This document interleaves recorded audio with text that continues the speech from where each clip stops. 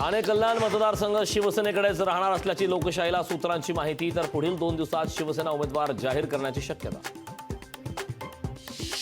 फडणवीसांनी मणिपूर लडाखमध्ये जावं, फडणवीसांच्या दौऱ्याचा संपूर्ण खर्च मी करेन, उद्धव ठाकरेंचा फडणवीसांवर हल्लाबोल। 100 कोटी वसुली फाईलची स्क्रिप्ट तयार, ठगो का मेला कार्यक्रमासाठी ठाकरे दिल्लीत। बावनकुळेंची इंडिया आघाडीच्या सभेवर ट्विटवरून टीका। एकाच विचाराची माणसं एकमेकाविरोधात लढत आहेत, मवियामध्येच परस्पर समन्वय नाही, प्रकाश आंबेडकरांची मवियावर टीका। ओबीसी बहुजन पार्टीकडून 22 उमेदवार लोकसभेच्या रिंगणात, बारामतीतून महेश भागवत यांना उमेदवारी। दौंडच्या केडगाव चौफुला येथून होणार भागवतांच्या प्रचाराचा शुभारंभ।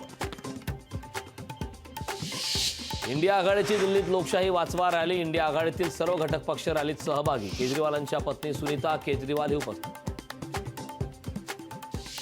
भाजपने पुन्हा एकदा आदित्य ठाकरेंना डिवचले, सर्वसामान्य वरळीकर नावाने वरळीत बॅनरबाजी। वरळीच्या प्रमुख रस्त्यांवर 300 ठिकाणी बॅनरबाजी। अंबादास दानवेंनी घेतली चंद्रकांत खैरेंची भेट, उमेदवारी जाहीर झाल्यानंतर शुभेच्छा देण्यासाठी दानवे खैरेंच्या निवासस्थानी।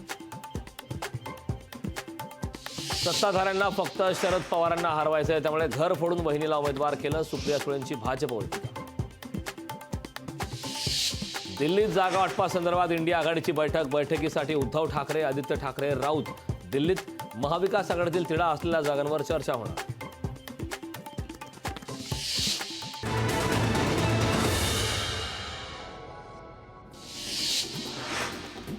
रोहित पवार यांची उद्या पत्रकार परिषद, उद्या रोहित पवार करणार दुसरी फाईल उघड। उद्याच्या पत्रकार परिषदेत रोहित पवारांच्या निशाणावर कोण असणार याकडे सर्वांचं लक्ष। रत्नागिरीच्या दापोलीमधील वादग्रस्त साई रिसॉर्टचे अनधिकृत बांधकाम पडणार, सदानंद कदम स्वखर्चाने 2 एप्रिलला पाडणार बांधकाम। शिवसंग्रामच्या नेत्या ज्योती मेटे मंगळवारी घेणार शरद पवारांची भेट, बीड लोकसभेबाबत भेट घेणार असल्याची माहिती। काही दिवसांपूर्वी ज्योती मेटेंनी घेतली होती फडणवीसांची भेट। महाराष्ट्रातील भाजपच्या सर्व क्लस्टर प्रमुखांची आज बैठक, भाजप प्रदेश कार्यालयात संध्याकाळी 6 वाजता बैठक। बैठकीला देवेंद्र फडणवीस, बावनकुळे राहणार उपस्थित। रावेर लोकसभेत महायुतीत नाराजी नाट्य, आमदार चंद्रकांत पाटलांची रक्षा खडसेंवर नाराजी। भाजप आणि राष्ट्रवादी शरद पवार पक्ष एकाच घरात एकाच तालावर नाचत आहे, चंद्रकांत पाटलांची टीका। पीएमपीएलच्या चालू आर्थिक वर्षात मोठी वाढ, 2023-24 वर्षात पीएमपीएलचे एकूण उत्पन्न 611 कोटींच्या वर। यंदाच्या वर्षी पीएमपीएलच्या उत्पन्नात 78 कोटी रुपयांची वाढ।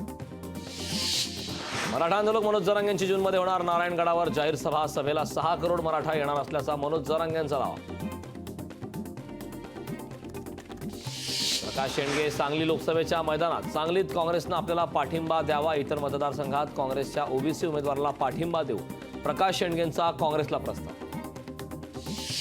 छत्रपती संभाजीनगरमध्ये महिला पाण्यासाठी आक्रमक, पुंडलिकनगर परिसरात पाणी सोडले जात नसल्याचा आरोप, महिलांनी पाणी सोडणाऱ्या कर्मचाऱ्यांना दाखवला इंगा।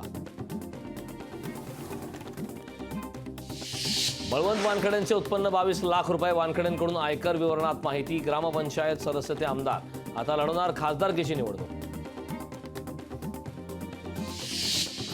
छत्रपती संभाजीनगरमधील मराठा समाजाच्या बैठकीत झालेल्या मारहाण प्रकरणी 12 जणांवर गुन्हा दाखल, सुशिक्षितास लोकसभेत संधी देण्याची केली होती मागणी। उजनी जलाशयातील पाणी कमी झाल्याने पळसनाथ प्राचीन मंदिराचं दर्शन, शिल्पकलेचा उत्कृष्ट नमुना असलेले हे मंदिर पुन्हा एकदा दिसू लागल्याने जुन्या आठवणी पुन्हा जाग्या झाल्या। राज्यात उन्हाचा कडाका वाढला, सोलापूरच्या जेऊरमध्ये 42.5 अंश तापमानाची नोंद, तर परभणी, नांदेड, बीड, उदगीरमध्ये पारा 40 अंश।